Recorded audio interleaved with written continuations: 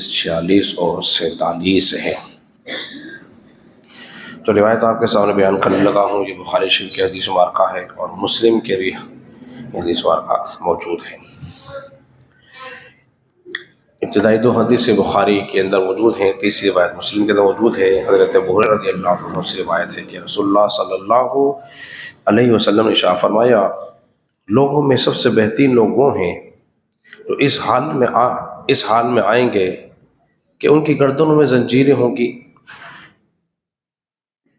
یہاں تک کہ وہ اسلام میں داخل ہو جائیں گے۔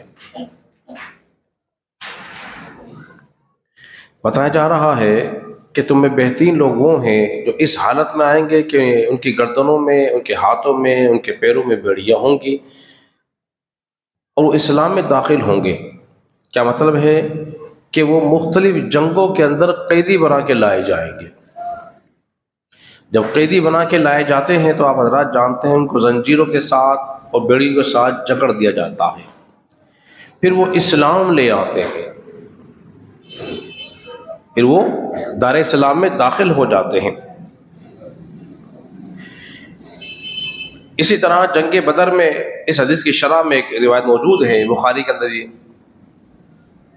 کہ جب جنگ بدر ہوئی اور آپ حضرات جانتے ہیں جنگ بدر کے اندر مسلمانوں کی تعداد 313 تھی اور کافروں کا لشکر 1000 پہ مشتمل تھا۔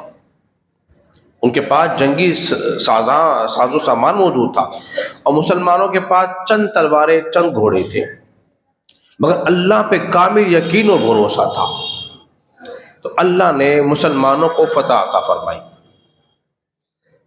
اور یہ جنگ بدر 17 رمضان مبارک کو ہوئی تو ان کے 70 بڑے بڑے سردار قتل ہو گئے اور ان میں کچھ قیدی بھی پکڑے گئے۔ ان قیدیوں کے اندر حضرت عباس بھی شامل تھے، یہ حضور کے چچا ہیں، وہ بھی اس پہ شامل تھے۔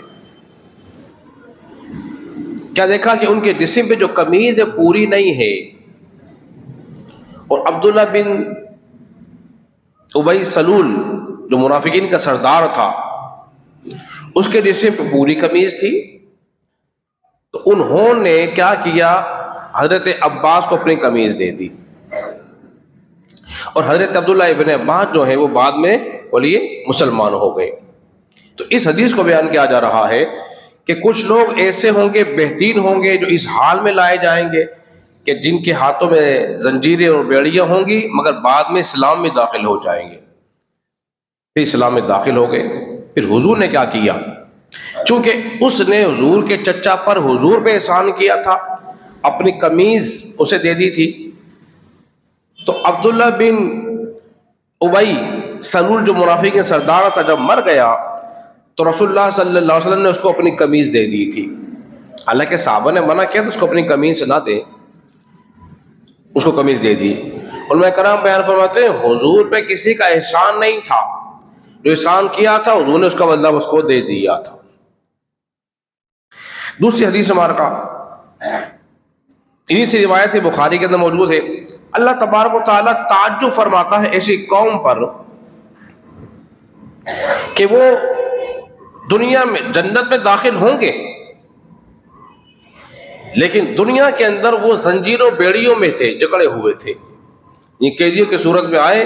اللہ نے انہیں اسلام کی دولت سے مالا مال کر دیا، نیک اعمال کرتے رہے تو اللہ تبارک و تعالیٰ نے ان کو اپنے فضل اور کرم سے ان کو جنت عطا فرمائی۔ آخری حدیث مبارکہ جو کہ مسلم میں موجود ہے، یہ بھی حضرت ابو ہریرہ رضی اللہ تعالیٰ کے مرویات میں سے ہے۔ نبی پاک صلی اللہ علیہ وسلم نے ارشاد فرمایا، اور میں اللہ تبارک و تعالیٰ کو پسندیدہ چیزوں میں سے مسجد جو ہے وہ زیادہ پسند ہے، اور ناپسند چیزوں میں سے بازار ناپسند ہے۔ 2 چیزوں کا تذکرہ ہو رہا ہے، ایک پسندیدہ، دوسری ناپسندیدہ۔ جو اللہ کو پسند ہے وہ مسجد ہے، جو اللہ کو پسند نہیں وہ کیا ہے بولیے، بازار ہے۔ اور حدیث میں آتا، بخاری کے اندر حدیث موجود ہے، جو 7 افراد اللہ کے عرش کے ٹھنڈے سائے تلے ہوں گے ان میں سے وہ نوجوان بھی ہوگا جس کا دل مسجد میں لگتا ہوگا، جس کا دل مسجد میں لگتا ہو، اپنے کام کاج سے فارغ ہوا فوراً مسجد کی طرف آ گیا، اور پھر وہ انتظار کرتا رہا بیٹھ کر مسجد میں، چلو کہ ایک نماز پڑھ لی ہے اب دوسری پڑھ کے چلا جاؤں گا، جیسے عصر میں آیا بالفعل پڑھتا رہا، کام کاج کچھ نہیں، تسبیحات پڑھ لی اس نے سوچا چلو اب میں مغرب پڑھ کر ہی جاؤں گا۔ اب اس کا یہ جو انتظار ہو رہا ہے یہ ایسے ہی ہے گویا جیسے نماز کے اندر موجود ہے۔ اور کتنا بد نصیب شخص وہ ہے کہ جس کا دل مسجد میں بھی نہیں لگتا۔